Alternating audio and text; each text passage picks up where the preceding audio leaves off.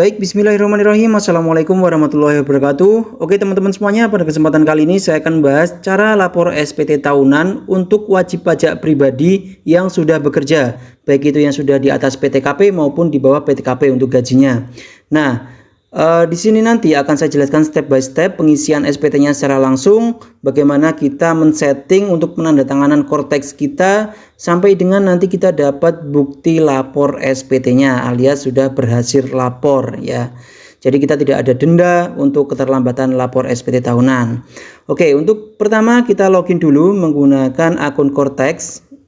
Setelah itu teman-teman silakan masuk ke portal saya. Di sini pilih saja permintaan kode otorisasi. Nah, di sini untuk setting penandatanganan digital SPT kita ya. Kalau ini tidak kita setting, tidak bisa submit SPT teman-teman. Di sini kita pilih kode otorisasi DJP-nya, kita bikin passphrase-nya disamakan aja dengan password Kortex kita teman-teman. Oke, kalau sudah di sini kita klik pernyataan, kita centang, lalu kita klik simpan. Setelah berhasil seperti ini teman-teman, silakan masuk ke surat pemberitahuan SPT ya di sini. Oke, nah di sini teman-teman silakan buat konsep SPT, lalu pilih PPh orang pribadi, kemudian di sini teman-teman pilih SPT tahunan periodenya Januari sampai dengan Desember 2025. Klik lanjut. Untuk model SPT-nya kita pilih normal ya teman-teman, lalu klik buat konsep SPT. Setelah itu teman-teman klik saja di icon pensil ini ya. Oke, klik saja di icon pensil. Kita tunggu beberapa saat. Nah, setelah seperti ini teman-teman, jangan lupa klik posting SPT. Nah, ini fungsinya apabila nanti ada bukti potong itu bisa masuk ke konsep SPT yang kita buat ya. Kalau terjadi kesalahan seperti ini kita tunggu sebentar, nanti akan otomatis ke refresh teman-teman. Nah, di sini saya informasikan juga bahwasanya kita harus mengecek dulu untuk bukti potong dari perusahaan tempat kita bekerja. Kita cek ya di portal saya, dokumen saya.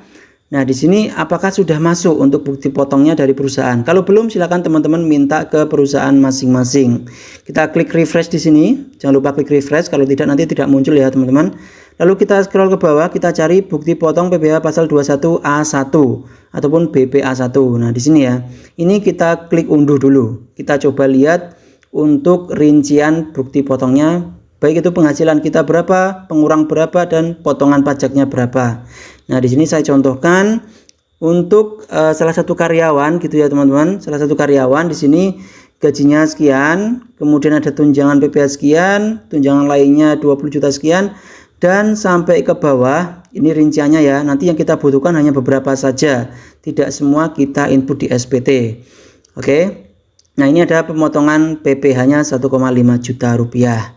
Oke, nah kita sudah dapat ini. Silakan kalau mau di print ataupun tidak apa-apa teman-teman. Oke, kita lanjut ke konsep SPT yang sudah kita buat tadi. Kita klik posting SPT ya. Kita klik posting SPT. Nah, di sini nanti kita harus menjawab beberapa pertanyaan yang ada di induk SPT. Oke. Nah, pertama kita pilih sumber penghasilannya sebagai pekerjaan karena kita bekerja ya. Untuk pertanyaan pertama, apakah Anda menerima penghasilan dalam negeri dari pekerjaan? Kita pilih ya, teman-teman. Kemudian, apakah Anda menerima penghasilan dalam negeri dari usaha pekerjaan bebas? Kita pilih tidak, teman-teman. Kemudian penghasilan dalam negeri lainnya kita pilih tidak, dan penghasilan luar negeri kita pilih tidak. Selanjutnya untuk bagian C3 ini kita pilih tidak juga teman-teman. Lalu untuk PTKP-nya kita pilih K1, sesuaikan dengan kondisi teman-teman ya. Kalau kawin anak 1 berarti K1. Kalau tidak kawin TK0 teman-teman. Kemudian nomor 8, apakah terdapat pengurang PPh terutang? Kita pilih tidak. Lalu nomor 10A kita pilih ya karena ada penghasilan yang dipotong oleh pihak perusahaan. Kemudian poin 10D, apakah menerima pengembalian pengurangan kredit pajak? Kita pilih tidak, teman-teman. Lalu untuk poin E. Nah, di sini otomatis terkunci ya.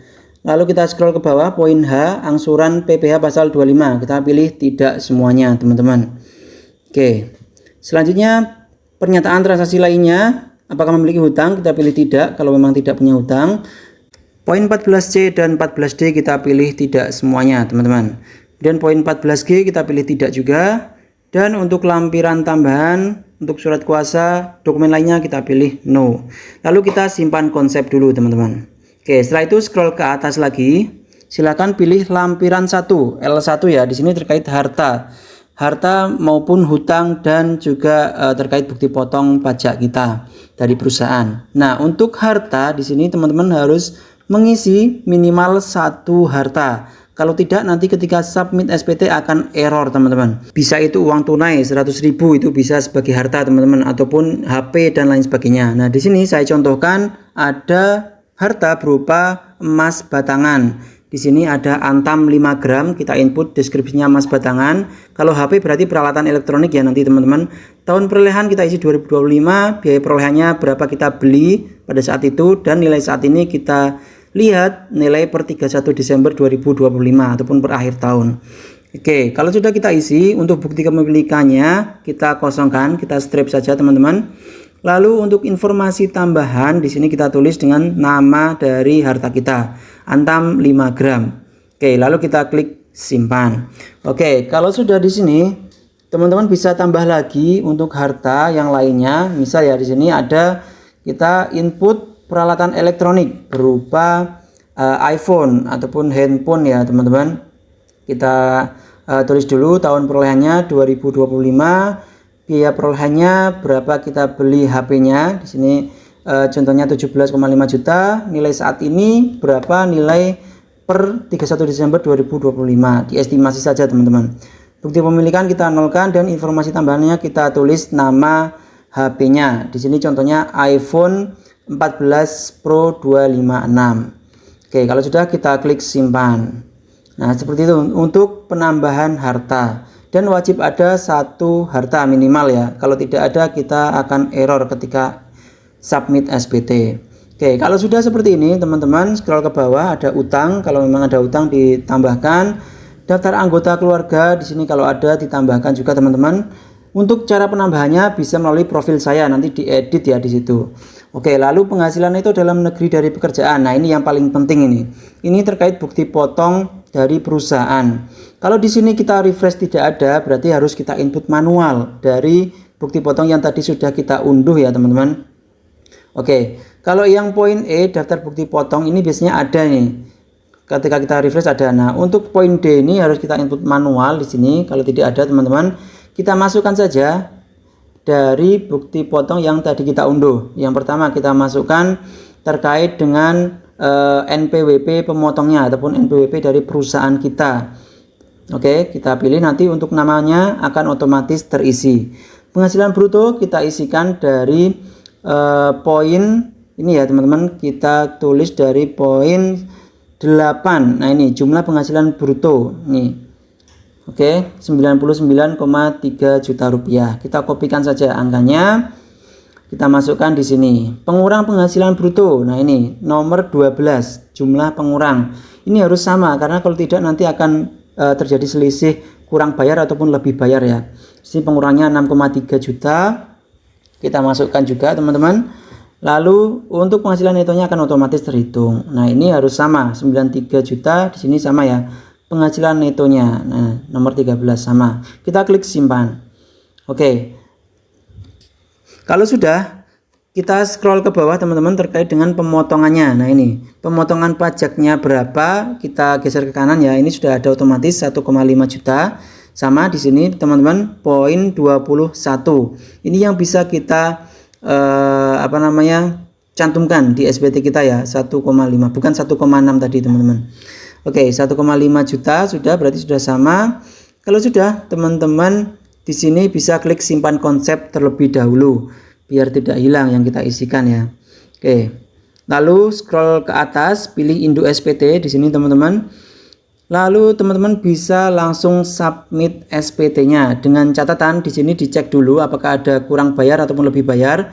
Seharusnya nihil kalau teman-teman benar dalam menginputnya tadi. Harusnya di sini nihil ya. Di sini PPh yang telah dipotongnya 1,5 sama dengan di perhitungan kita PPh terutangnya.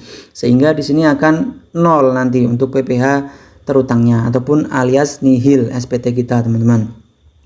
Kalau sudah nihil seperti ini berarti sudah benar dan kita bisa centang di sini ya pernyataannya. Lalu kita klik bayar dan lapor. Oke, kalau ada pemberitahuan seperti ini langsung tutup saja teman-teman. Oke, selanjutnya kita input untuk kata sandi penandatanganan sesuai dengan passphrase yang tadi kita buat. Oke, kita input dan kita klik konfirmasi tanda tangan.